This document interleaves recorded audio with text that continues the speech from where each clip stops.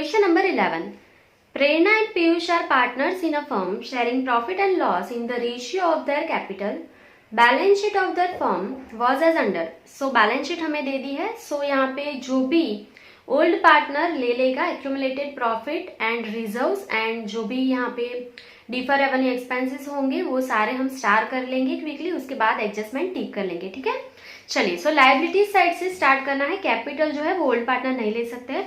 Reserve fund, ठीक है, अगर रिजर्व फंड पे कोई भी एडजस्टमेंट नहीं होगा तो वो ओल्ड पार्टनर ले लेगा, तो आप छोटा सा स्टार कर दीजिए वहां पे.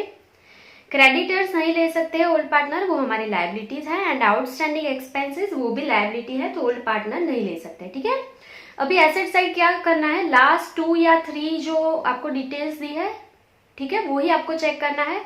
सो debtors, cash bank and accrued income, ठीक है, इसमें से कुछ भी ओल्ड पार्टनर नहीं ले सकता है. यहाँ पे डिफर रेवेन्यू एक्सपेंस नहीं है. ठीक है, तो एक ही स्टार होगा रिजर्व फंड पे. अगर एडजस्टमेंट नहीं होगा तो वो ओल्ड पार्टनर ले लेगा ओल्ड रेशियो में. चलिए, अभी हम एडजस्टमेंट टिक कर लेंगे. They admitted Poini as a new partner for 1/5 share of profit on 31 March 2016 on following terms. तो पोइनी को उन्होंने न्यू पार्टनर ऐड किया है 31 मार्च 2016 को और 1/5 शेयर दिया है. ठीक है, सो एडजस्टमेंट नंबर 1 जो है वो गुडविल का है, वो हम लास्ट में रीड करेंगे और लास्ट में कैलकुलेशन करेंगे उसका. उसके बाद है market value. Second adjustment read कर रहे हैं. Market value of stock and machineries 20,000 and 1,20,000 respectively. So stock and machinery पे आपको लिखना है नंबर 2. ठीक है, मैं रिपीट कर रही हूँ. स्टॉक पे नंबर 2 लिखेंगे एंड मशीनरी पे नंबर 2 लिख लेंगे. सो उसके बाद adjustment number 3, provision for bad debts is at 10% and 2% discount reserve on debtors is to be made. ठीक है, सो डेब्टर्स पे लिख लेंगे नंबर 3. पूरे सब में आपको चेक करना है कि बैड डेब्ट्स रिजर्व या ऐसा कुछ भी दिया है तो एसेट साइड माइनस भी नहीं दिया है और लायबिलिटीज में रिजर्व भी नहीं दिया है, तो सिर्फ आप डेब्टर्स पे नंबर 3 लिख लेंगे. Number 4, creditors are to be paid 30,000. So creditors पे आप लिख लेंगे नंबर 4. क्लियर. उसके बाद है number 5, value of building is to be increase by 15%. तो बिल्डिंग पे लिख लेंगे नंबर 5. उसके बाद आगे क्या बोला है, and value of furniture is to be increased by 20%. तो फर्नीचर पे भी आप लिखेंगे adjustment number 5. Next, outstanding wages of ₹460 is not recorded in the books. So wages हमने रिकॉर्ड नहीं किया है तो वो डायरेक्टली रिकॉर्ड कर लेंगे हम. यहाँ पे टिक मार्क नहीं होगा बैलेंस शीट में. सो यहाँ पे हमने सारे एडजस्टमेंट टिक कर लिए हैं और जो स्टार थे वो भी कर लिए हैं. तो शुरू करेंगे हमारा सम. तो उसके लिए मैं टेबल्स बना लूंगी. सो यहाँ पे हमें करंट अकाउंट की डिटेल्स नहीं दी है तो मैंने कैपिटल अकाउंट बनाया है. सो सबसे पहले रिवैल्यूएशन अकाउंट बनाएंगे, उसके बाद पार्टनर्स कैपिटल अकाउंट, उसके बाद कैश बैंक अकाउंट बना लेंगे. ठीक है, सो ये पेज का आप स्क्रीनशॉट ले लेंगे एंड टेबल बना लेंगे. अभी मैं आपको सेकेंड पेज दिखा दूंगी. सो सेकेंड पेज पे मैंने balance sheet as on 31 March 2016 after admission ये बना लिया है एंड उसके बाद में मैंने वर्किंग नोट्स का हेडिंग लिख लिया है. ठीक है, चलिए तो सम को शुरू करेंगे. सबसे पहले लायबिलिटीज साइड आपको दिया है capital account of Prerna and Piyush. ठीक है, सो कैपिटल अकाउंट की बैलेंस कैपिटल अकाउंट में लिखेंगे क्रेडिट साइड. ठीक है, तो कैपिटल अकाउंट में जाएंगे. सो कैपिटल अकाउंट के क्रेडिट साइड में लिख रही हूँ बाय बैलेंस ब्रोट डाउन.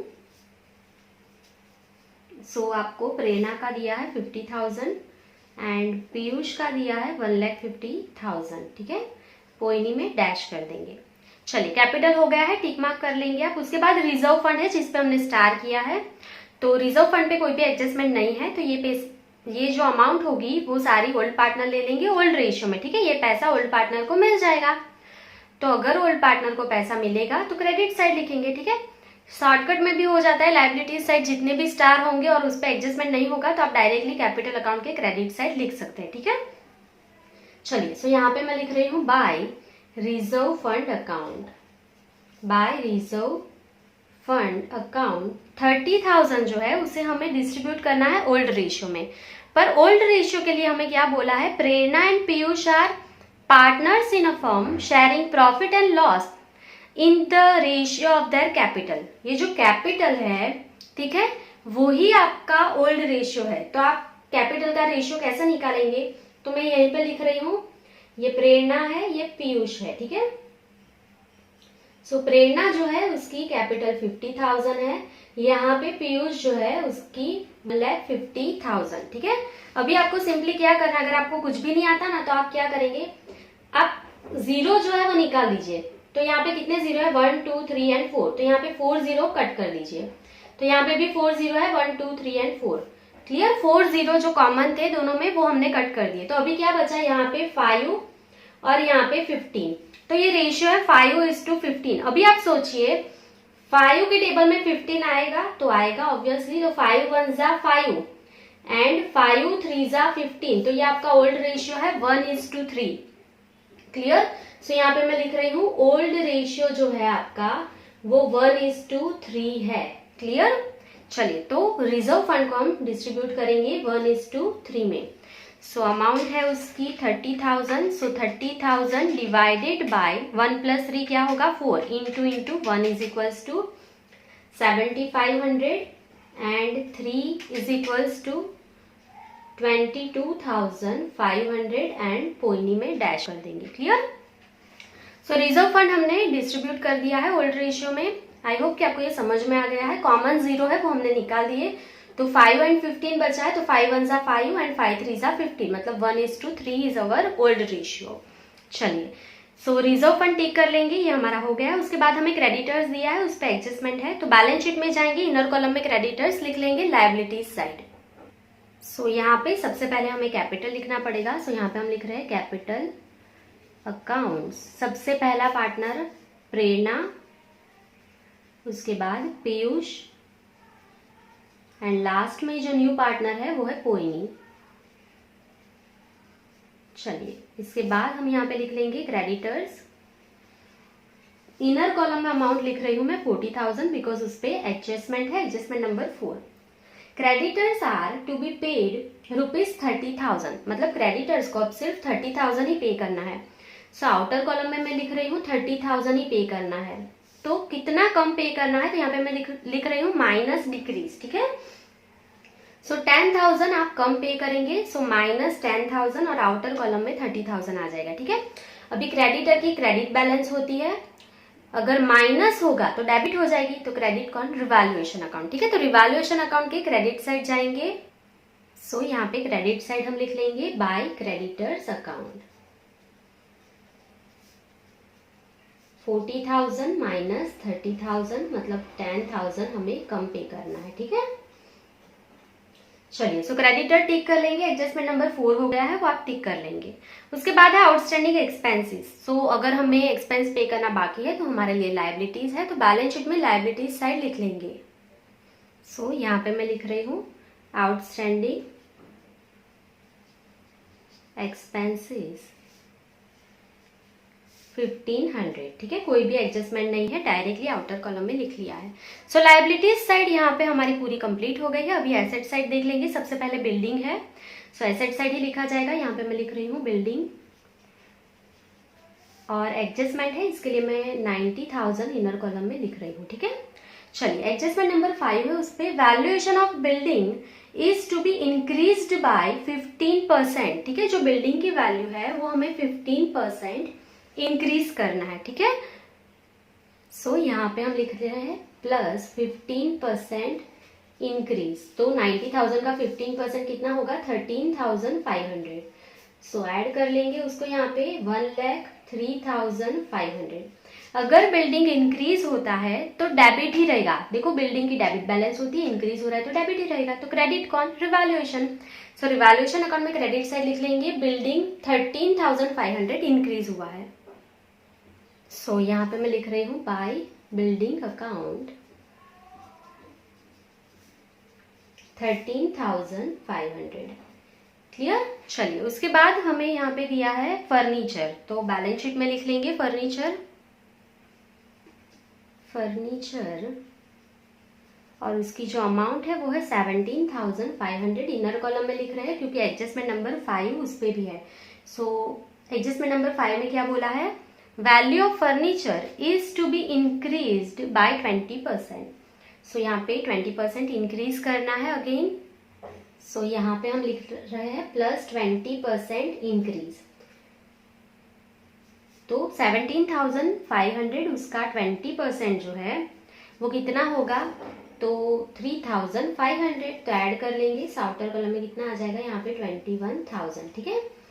चलिए, तो यहाँ पे इंक्रीज हो रहा है फर्नीचर में 3500, तो फर्नीचर डेबिट ही रहेगा, तो क्रेडिट कौन हो जाएगा, रिवैल्यूएशन अकाउंट, तो रिवैल्यूएशन अकाउंट में क्रेडिट साइड लिख लेंगे। सो यहाँ पे हम लिख रहे हैं बाय फर्नीचर अकाउंट, कितना इंक्रीज हुआ, 3500 इंक्रीज हुआ है, क्लियर। चलिए, सो बिल्डिंग हो गया, फर्नीचर हो गया, एडजस्टमेंट नंबर 5 टिक कर लेंगे, वो पूरा कंप्लीट हो गया, ठीक है। चलिए, उसके बाद हमें दिया है मशीनरी, तो बैलेंस शीट में लिख लेंगे, एडजस्टमेंट है तो इनर कॉलम में लिखेंगे। सो यहाँ पे मैं लिख रही हूँ मशीनरी, और उसकी जो वैल्यू हमें दी है वो कितनी है, 1,07,500, इनर कॉलम में लिख लेंगे। सो एडजस्टमेंट नंबर सेकेंड है, उस पे market value of stock and machinery is 20,000 and 1,20,000 respectively, तो market value of stock and machinery, ठीक है, जो पहली है वो स्टॉक की है, दूसरी है वो मशीनरी की है। सो दूसरी वैल्यू कौन सी है, 1,20,000 है। तो अभी देखो यहाँ पे हमने लिखा है 1,07,500, अभी उसकी वैल्यू आउटर कॉलम में लिख रही हूँ मैं, कितनी हो गई है, 1,20,000। तो आप यहाँ पे देखेंगे यहाँ पे इंक्रीज हुआ है, ठीक है, मशीनरी में इंक्रीज हुआ है, तो यहाँ पे हम लिखेंगे प्लस इंक्रीज, कितना इंक्रीज हुआ है। तो आपको क्या करना है, सिंपली 1,20,000 माइनस 1,07,500, तो आंसर आएगा आपका 12,500, ये इंक्रीज हुआ है, क्लियर। चलिए, सो यहाँ पे मैं लिख रही हूँ 12,500 इंक्रीज हुआ है। अगर मशीनरी इंक्रीज हुआ है, ठीक है, तो ये डेबिट ही रहेगा, तो क्रेडिट कौन होगा, रिवैल्यूएशन, तो रिवैल्यूएशन में क्रेडिट साइड लिख लेंगे बाय मशीनरी अकाउंट, 12,500 इंक्रीज हुआ है, क्लियर। चलिए, उसके बाद स्टॉक दिया है, तो अगेन हम बैलेंस शीट में लिख लेंगे स्टॉक। सो यहाँ पे हम लिख रहे हैं स्टॉक, और स्टॉक हमें बैलेंस शीट में दिया है 17,500, और एडजस्टमेंट नंबर सेकेंड में हमें बोला है कि स्टॉक की जो मार्केट वैल्यू है वो भी 20,000 है, मतलब आउटर कॉलम में कितना है, 20,000। सो देखो 17,500 में ऐड करेंगे तो कुछ 20,000 होगा, तो प्लस इंक्रीज हुआ है, ठीक है, ये इंक्रीज हुआ है, कितना इंक्रीज हुआ है, तो आपको क्या करना है, 20,000 माइनस 17,500, ठीक है, तो कितना इंक्रीज हुआ है, 2,500 का इंक्रीज हुआ है, क्लियर। ये इंक्रीज हुआ है तो डेबिट ही रहेगा, तो क्रेडिट कौन होगा, रिवैल्यूएशन, तो रिवैल्यूएशन अकाउंट के क्रेडिट साइड लिख लेंगे स्टॉक। सो यहाँ पे मैं लिख रही हूँ बाय स्टॉक अकाउंट, कितना इंक्रीज हुआ था स्टॉक में, 2,500, क्लियर। चलिए, सो आपका मशीनरी एंड स्टॉक हो गया है, एंड एडजस्टमेंट नंबर 2 हो गया है, आप टिक कर लेंगे। उसके बाद हमें डेप्टर्स दिए हैं, तो डेप्टर्स हम अगेन बैलेंस शीट में जाएंगे, एसेट साइड। सो यहाँ पे हम लिख लेंगे डेप्टर्स। सो कितने अमाउंट दी है हमें, 30,000, इनर कॉलम में लिखेंगे डेप्टर्स 30,000, क्लियर। चलिए, उस पर एडजस्टमेंट नंबर 3 है, उसमें क्या बोला है, provision for bad debt at 10%, ठीक है, मतलब बीडीआर हमें रखना है 10%। सो पहले माइनस करेंगे, माइनस बीडीआर एडजस्टमेंट की कितने परसेंट करना है, 10%, ठीक है, ब्रैकेट में लिख लेंगे 10%, 30,000 का 10% क्या होगा, 3,000। सो माइनस करेंगे इनर। चलिए, आगे क्या बोला है आपको, 2% डिस्काउंट रिजर्व भी रखना है आपको डेप्टर्स पे, ठीक है, 2% डीआरडी भी है, तो माइनस करेंगे discount reserve and debtors adjustment का 2%, ठीक है। ये जो आया है 27,000, उसका 2% करेंगे तो क्या आएगा, 540, माइनस करेंगे तो आउटर कॉलम में कितना आ जाएगा, 26,460, क्लियर। चलिए, सो यहाँ पे हमने डेप्टर्स पे बीडीआर एंड डीआरडी कैलकुलेट कर लिया है। अभी इसकी जो एंट्री है वो बहुत ही सिंपल है, देखो बैड डेब्ट्स रिजर्व हमारे पूरे सम में नहीं थी, तो हमें बैड डेब्ट्स रिजर्व चाहिए 3,000 की, तो रिजर्व इंक्रीज होगा तो क्रेडिट ही रहेगा, तो डेबिट कौन हो जाएगा, रिवैल्यूएशन, ठीक है। तो रिवैल्यूएशन अकाउंट के debit side BDR 3,000 and DRD 540 लिख लेंगे, ये बहुत ही इजी है। रिजर्व पहले नहीं था, अभी हमें चाहिए, मतलब प्लस करना है, तो रिजर्व प्लस होगा तो क्रेडिट ही रहेगा, डेबिट कौन होगा, रिवैल्यूएशन। तो ये दोनों हम रिवैल्यूएशन में डेबिट साइड लिख रहे हैं। सो यहाँ पे मैं लिख रही हूँ 2 bad debts reserve account 3,000 and 2 discount reserve on debtors, वो कितनी अमाउंट आई थी 540। ठीक है, चलिए सो यहाँ पे आपका डेप्टर्स का एडजस्टमेंट जो था एडजस्टमेंट नंबर 3 वो कंप्लीट हो गया है एंड डेप्टर्स कंप्लीट हो गया, टिक कर लेंगे। उसके बाद हमें यहाँ पे कैश बैंक दिया है, so cash and bank account हमने बनाया है, तो कैश बैंक की डेबिट बैलेंस ही होती है। सो यहाँ पे हम लिख रहे हैं टू बैलेंस ब्रोट डाउन, कितनी अमाउंट दी है हमें 8250, टिक कर लेंगे, ये हो गया है। उसके बाद अकर्ड इनकम, ठीक है, मतलब पैसा मिलने वाला है तो ऑब्वियसली एसेट है, तो बैलेंस शीट में एसेट साइड लिख लेंगे, कोई एडजस्टमेंट नहीं है उस पर। सो यहाँ पे मैं लिख रही हूँ अकर्ड इनकम, अमाउंट जो है वो है 750, कोई एडजस्टमेंट नहीं है तो आउटर कॉलम में लिख लेंगे। सो यहाँ तक का सम जो है वो आपको आना ही चाहिए। हमारी liability side and asset side पूरी कंप्लीट हो गई है। Adjustment number 2nd, 3rd, 4th, 5th ये हमारा कंप्लीट हो गया है। गुडविल स्टार्ट करने से पहले अगर कोई और एडजस्टमेंट है गुडविल के अलावा तो कंप्लीट कर लेंगे। तो एडजस्टमेंट नंबर 6 हमारा बाकी है, वो है outstanding wages of ₹460 is not recorded in the books, मतलब वेजेस हमें पे करना है तो लायबिलिटी है, तो लायबिलिटीज में लिख लेंगे आउटस्टैंडिंग वेजेस। ठीक है, कितने पे करने हैं हमें यहाँ पे 460, तो लायबिलिटी इंक्रीज होगी तो क्रेडिट ही रहेगा, तो डेबिट कौन, रिवैल्यूएशन अकाउंट, तो रिवैल्यूएशन अकाउंट में डेबिट साइड जाएंगे। सो यहाँ पे मैं लिख रही हूँ to outstanding wages account, amount क्या आएगी 460। क्लियर, चलिए सो ये आपका एडजस्टमेंट नंबर 6 कंप्लीट हो गया है। अभी सिर्फ हमें गुडविल का एडजस्टमेंट कंप्लीट करना है, वो है एडजस्टमेंट नंबर 1। सो उसके लिए वर्किंग नोट्स में चले जाएंगे पहले। सो हम वर्किंग नोट्स में यहाँ पे आ गए हैं। अभी हमें एडजस्टमेंट नंबर 1 कैलकुलेट करना है, तो ये बहुत ही ईजी है, आप खुद भी कैलकुलेट कर सकते हो अगर आपने अच्छे से समझा है तो। ये सम बहुत ईजी है, ठीक है। सो एडजस्टमेंट नंबर 1 में क्या बोला है, पोइनी ब्रॉट ₹62,500 एज कैपिटल। सो पोइनी कैपिटल लेके आई है, तो जर्नल क्या होगी, तो cash bank account debit cash, और ये जर्नल के बिना भी आप कर सकते हैं पर मैं पूरा जर्नल लिख के आपको सिखा रही हूँ, ठीक है। So cash and bank account debit to Poini's capital account, ठीक है। सो पोइनी जो है कैपिटल लेके आई है 62,500, उसकी हमने जर्नल लिख ली है, पोस्टिंग बाद में कर लेंगे, ठीक है। तो ये हमारी फर्स्ट जर्नल हो गई। यहाँ पे ओल्ड गुडविल नहीं है तो उसको रिटर्न ऑफ नहीं करना है, ठीक है, सिर्फ कैपिटल से स्टार्ट होगी जर्नल। उसके बाद बोला है and 24,000 as her share of goodwill, मतलब गुडविल में पोइनी 24,000 लेके आई है कैश में, ठीक है। तो अगर न्यू पार्टनर गुडविल लेके आता है कैश में तो सेकेंड एंट्री क्या होगी, आप कंबाइन भी कर सकते हैं, ठीक है, पर हम अलग अलग कर रहे हैं।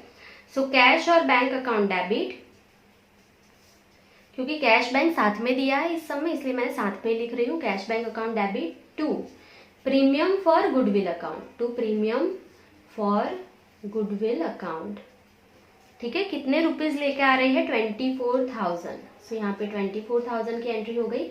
ये जो पैसा है वो कौन ले लेगा, तो ये पैसा ओल्ड पार्टनर लेंगे सेक्रीफाइस रेशियो में, ठीक है। तो यहाँ पे मैं लिख रही हूँ नंबर 3, तो premium for goodwill account debit, premium for goodwill account debit to, अभी जिन्होंने सेक्रीफाइस किया है वो क्रेडिट होगा, ठीक है। सो यहाँ पे हमें कैसे पता चलेगा कि किन्होंने सेक्रीफाइस किया है, प्रेरणा ने किया है, पीयूष ने किया है या दोनों ने किया है, कैसे पता चलेगा, तो पूरे सम में आप देखेंगे तो सिर्फ हमें ओल्ड रेशियो दिया है, न्यू रेशियो कहीं पे भी नहीं दिया है, ना ही सेक्रीफाइस रेशियो कैलकुलेट हो उसके लिए कुछ भी दिया है, ठीक है।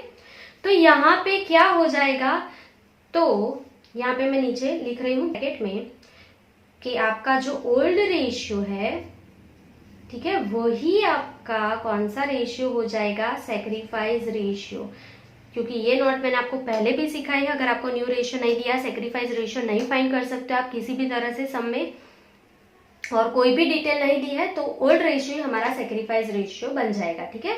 सो ओल्ड जो दोनों का था तो सेक्रीफाइस भी दोनों कर रहे हैं, तो हम यहाँ पे लिख लेंगे to Prerna capital account and to Piyush capital account. So जो हमारा ओल्ड रेशियो था ये वाले सम में वो 1:3 है। सो 1:3 में ये 24,000 को हम डिस्ट्रीब्यूट कर देंगे, ठीक है। So 24,000 divided by 4 into 1 is equals to मतलब 6,000 एंड 3 इज इक्वल्स टू 18,000, ठीक है। यहाँ पे बड़ी बड़ी नोट हम नहीं लिखेंगे क्योंकि ये हमारे लिए वर्किंग नोट्स है, हमें जितना इजी हो उतनी इजी वे में हम लिखेंगे। उसके बाद आगे एडजस्टमेंट नंबर 1 में ही बोला है कि 60% amount of goodwill is withdrawn by the old partner. अभी ये पैसा जो इनको मिला है उसमें से 60% इन्होंने विड्रॉ कर लिया है। विड्रॉ कर लिया है तो पैसा जाएगा, तो कैश बैंक जो है वो क्रेडिट हो जाएगा। तो डेबिट कौन, जिन्होंने लिया है वो डेबिट हो जाएंगे, ठीक है। So number 4, Prerna's capital account debit, Prerna's capital account debit, Piyush capital account debit to cash bank account. Cash अकेले लिखोगे तो भी चलेगा, ठीक है। चलिए तो 6,000 का 60% यहाँ पे करेंगे। 6,000 इंटू 60% क्या आएगा अमाउंट 3600 एंड यहाँ पे इसको 18,000 मिला है, इसका 60% ये लेके जा रही है। सो 18,000 इंटू 60% क्या आएगा अमाउंट 10,800, ठीक है। दोनों का टोटल कर लेंगे, सो 14,400, ठीक है। सो यहाँ पे हमारी सारी जर्नल कंप्लीट हो गई है। ये वाला सम बहुत ही इजी था। तो अभी इसकी पोस्टिंग करने जा रहे हैं हम लोग। तो ये जो वर्किंग नोट्स में मैंने जर्नल लिखे इसके आप स्क्रीनशॉट ले लेंगे क्योंकि मैं डायरेक्टली आपको पोस्टिंग दिखा रही हूँ, ठीक है। तो आप इसका स्क्रीनशॉट ले लेंगे। चलिए अभी हम पहली पोस्टिंग करने वाले हैं। कैश बैंक अकाउंट में डेबिट साइड जाएंगे। चलिए सो कैश बैंक अकाउंट में मैं आ गई हूँ। मैं रेड पेन से सारी एंट्री दिखाऊंगी आपको ये वाली। सो डेबिट साइड हम क्या लिखेंगे, to Poini's capital account. पोइनी capital लेके आई है, ये हम डायरेक्टली भी कर सकते हैं। 62,500 ये लेके आई है, ठीक है। अगर पोइनी कैपिटल लेके आई है तो कैपिटल में क्रेडिट साइड लिखेंगे। सो यहाँ पे लिख लेंगे बाय कैश बैंक अकाउंट। सो पोइनी कितने रुपीज लेके आई है 62,500। चलिए ये पहली एंट्री हो गई है। अभी सेकंड एंट्री जो है वो पोइनी गुडविल के लिए 24,000 लेके आई है, तो कैश बैंक अकाउंट में डेबिट करना है। सो यहाँ पे हम लिखेंगे to premium for goodwill account, ठीक है। हम पोस्टिंग ही कर रहे हैं directly. Premium for goodwill account ये 24,000 लेके आई है। सो सेकेंड जो जर्नल थी वो भी हो गई है। अभी ये जो पैसा है ये ओल्ड पार्टनर को मिलेगा सेक्रीफाइस रेशियो में, तो ये डायरेक्टली यहाँ पे लिखेंगे। सेकेंड एंट्री यहाँ पे करेंगे। सो यहाँ पे हम क्या लिखेंगे, by premium for goodwill account. So 1:3 हमारा सेक्रीफाइस रेशियो है। 24,000 को डिस्ट्रीब्यूट कर लेंगे। जर्नल नहीं लिखेंगे तो भी ये डायरेक्टली आपको आ सकती है। सो 6,000 18,000 डैश कंप्लीट। अभी क्या करना है, अभी देखो जर्नल देखे बिना करना है ना। अगर तो ये जो पैसा इनको मिला उसमें से 60% इन लोगों ने विड्रॉ कर लिया, तो ये विड्रॉ करेंगे तो ऑपोजिट साइड लिखेंगे। सो टू विड्रॉ करेंगे तो क्या जाएगा, कैश जाएगी ना, तो टू कैश बैंक अकाउंट। सो 60% ये लोग लेके जा रहे हैं, तो मैं ब्रैकेट में लिख रही हूँ 60%। 6,000 का 60% 3,600 एंड 18,000 का 60% 10,800। सो ये पैसा कैश में से जाएगा, तो ऑपोजिट एंट्री यहाँ पे कैश बैंक में होगी। सो यहाँ पे हम लिखेंगे बाय प्रेरणा कैपिटल अकाउंट। प्रेरणा कितना लेके गई 3,600 एंड पीयूष लेके गया, तो यहाँ पे लिखेंगे बाय पीयूष कैपिटल अकाउंट 10,800। ये सारी जो जर्नल थी उसकी हमने पोस्टिंग कर ली है। सम हमारा यहाँ पे खत्म हो गया है। अभी हम क्विकली टोटल कर लेंगे। यहाँ पे मैं देख रही हूँ क्रेडिट साइड का ही टोटल ज्यादा है, सो मैं क्रेडिट साइड का टोटल कर लूंगी। तो यहाँ पे 42,000 मुझे मिल गया है। 42,000 में से जो भी डेबिट साइड की अमाउंट है वो माइनस कर लेंगे। So answer is 38,000। चलिए 38,000 जो है तो यहाँ पे मैं लिखूंगी, ये ऑपोजिट साइड जाएंगे क्रेडिट साइड, तो ये प्रॉफिट है। To profit in bracket partners capital account. और ये 1:3 मतलब ओल्ड रेशियो में डिस्ट्रीब्यूट होगा। ठीक है, तो यहाँ पे हम लिख लेंगे प्रेरणा एंड पीयूष। डिस्ट्रीब्यूट कर देंगे 38,000 divide by 4 into 1 is equals to 9,500 and 3 is equals to 28,500। चलिए, तो ये प्रॉफिट मिल गया है, इसे हम यहाँ पे लेके आएंगे बाय, कहाँ से लेके आए, revaluation account, by revaluation account 9,500 28,500 dash. Clear. चलिए, ये कैपिटल अकाउंट है, क्रेडिट साइड का टोटल ही ज़्यादा होगा, तो पहले मैं प्रेरणा का कर रही हूँ। तो प्रेरणा का टोटल है 73,000, उसमें से डेबिट साइड जो भी अमाउंट होगी वो माइनस कर लेंगे। सो 73,000 माइनस 3,600 मतलब 69,400 टू बैलेंस कैरी फॉरवर्ड। चलिए, अभी अगेन पीयूष का टोटल कर लेंगे 1,50,000 22,500 प्लस 18,000 एंड 28,500। Answer is 2,19,000। चलिए, सो यहाँ पे भी लिख लेंगे 2,19,000 माइनस करेंगे 10,800। So answer is 2,08,200। चलिए, पोइनी का जो कैपिटल है वो 62,500 है, उसमें कोई भी चेंज नहीं हुआ है, तो एज इट इज ही है। ठीक है, कैश बैंक भी यहाँ पे हम क्लोज कर देंगे, उसके बाद दोनों बैलेंस में साथ में लिख लूंगी। ठीक है, बैलेंस शीट में।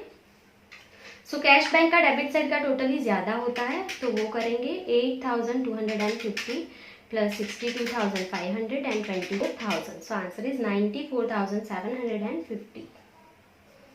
सो उसमें से माइनस करेंगे 10,800 एंड 3,600। So answer is 80,350। सो ये हमें क्लोजिंग कैश की बैलेंस मिल गई है। सो बाय बैलेंस कैरी फॉरवर्ड। चलिए, सो यहाँ पे कैश की बैलेंस एंड कैपिटल की बैलेंस बैलेंस शीट में लिख लेंगे। सो यहाँ पे मैं लिख रही हूँ कैश बैंक अकाउंट, इसकी क्लोजिंग बैलेंस 80,350 थी। ठीक है, चलिए, प्रेरणा की क्लोजिंग कैपिटल आई थी 69,400, पीयूष की आई थी 2,08,200 एंड पोइनी जो है उसकी 62,500 है। टोटल कर लेंगे 69,400 2,08,200 62,500। सो आंसर क्या आएगा 3,40,100। चलिए, सो अभी हमारा सम कंप्लीट हो गया है, सबमिशन कर लेंगे लायबिलिटीज साइड का। सो आंसर मिल गया है 3,72,060 3,72,060। एसेट साइड भी इतना ही आना चाहिए, 1,03,500 21,000 1,20,000 20,000 26,460 750 एंड 80,350। सो आ गया है 3,72,060। दोनों तरफ बैलेंस शीट इक्वल हो गई है। सो यहाँ पे आपका सम कंप्लीट हो गया है। आई होप कि आपको बहुत अच्छे से समझ में आ गया होगा। सो आज के लिए बस इतना ही। Thank you for watching.